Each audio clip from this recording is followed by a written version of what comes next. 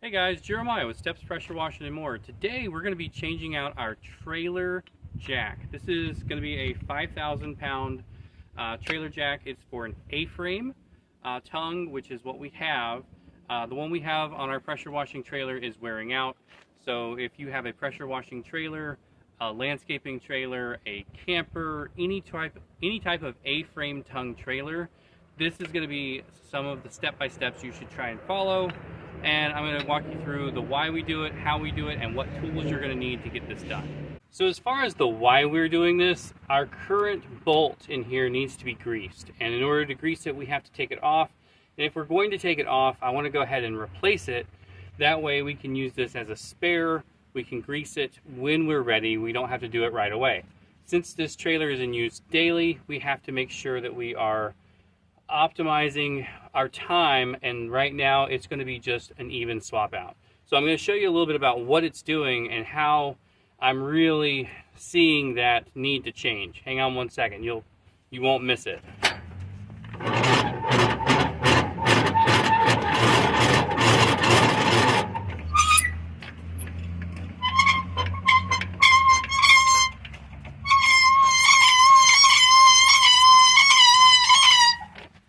That right there is a very, very desperate bolt needing to be oiled or greased.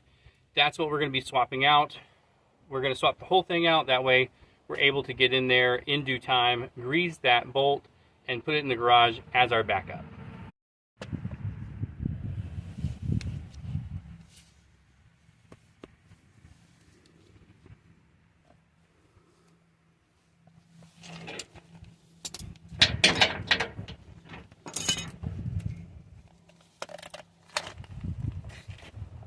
Alrighty, the first thing we're going to do is I am going to remove this pin to allow this foot to come off. Give it a little tap with a hammer. Comes right out. Then all we have to do is slide the pin out and remove this foot. Nice and easy. There is a little bit of rust built up on here, so we will clean this foot before we put it back on there.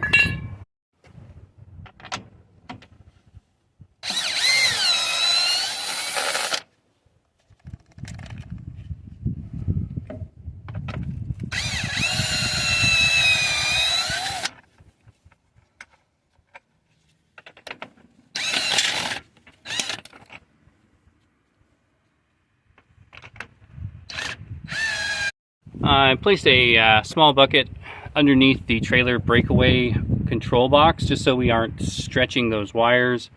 But now we have freed up these bolts underneath. So now that that is out of the way, we're going to go ahead and remove these as well. With our breaker bar and a 15mm socket, we're going to come on in.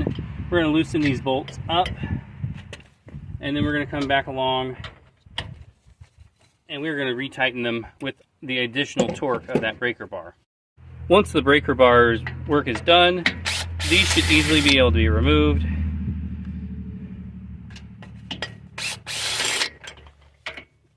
With our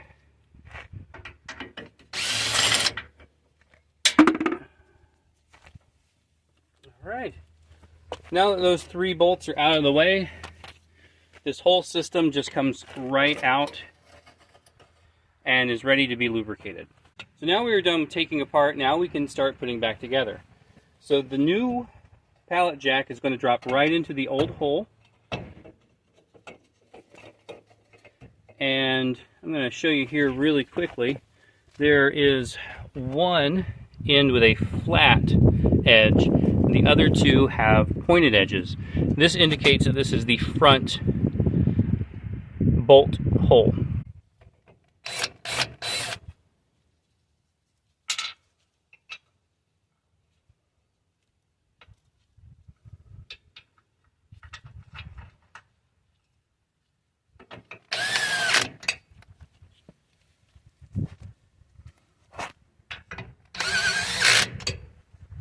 Once these bolts have been put back on, I like to tighten them down to 25 foot-pounds to make sure that it's optimized for what we're using it for.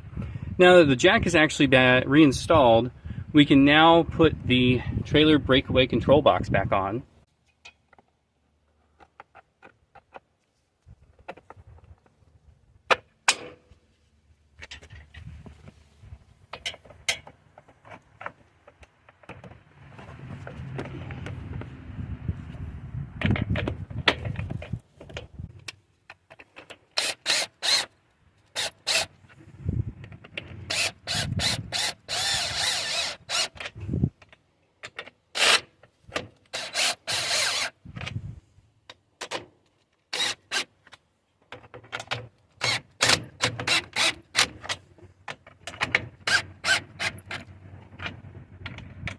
Alrighty, so we've got the foot put back on.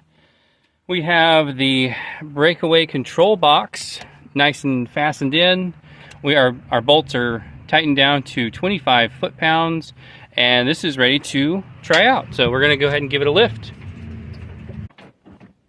Alright, now that we have this all set up, we have a fully functioning, quiet, well-greased jack.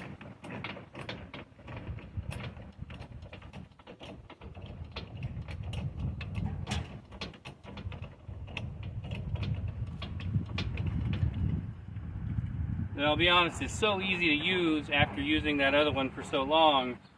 It is magnificent. Highly recommend changing out these jack stands, or highly recommend changing out these jacks when they start to wear out and not let them get too bad. Altogether, that did not take much time at all, probably about 10 to 15 minutes, and that's with recording the video. We used a 13mm socket for the breakaway control box. We used a 15mm socket for the actual mounting of the jack, a torque wrench, and then just using our drill instead of a socket wrench because it's faster. Also, using a hammer to get that pin out of the bottom. If you are handy at all, this should be a pretty simple and quick project for you. I will also say that we used the truck to hold the trailer while we took the jack off of the trailer. You may want to use jack stands if you are not able to get enough clearance by using your truck. We do have enough clearance on our truck with our trailer to lift this to where we're able to manipulate everything in that space. There will be a link in the description below for an A-frame trailer jack in case you guys were looking to get one. I'll put one in there for a 2,000-pound jack as well as the 5,000 like we used today. Depending on what your trailer's needs are, check those out below. Thank you guys so much for watching. Y'all be safe out there.